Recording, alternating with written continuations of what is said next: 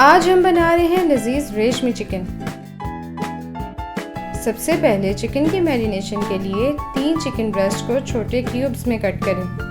اب ان کیوبز میں ½ T spoon brown sugar, 4 table spoon سوکھا دودھ، حسب ضرورت ہری مرچ کی پیسٹ، 1 ٹی اسپون لہسن ادرک پیسٹ، ½ کپ دہی اور 1 T spoon martial food salt شامل کر کے اچھے سے مکس کریں۔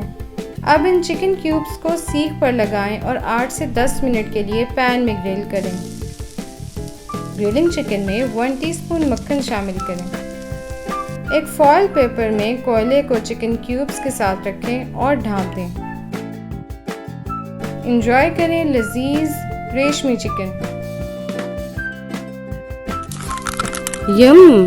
مزید ٹیسٹی ریسیپیز کے لیے ہمارے فیس بک پیج کو لائک اور یوٹیوب چینل کو سبسکرائب کریں۔ مارشل فوڈز، ذائقے زندگی کے۔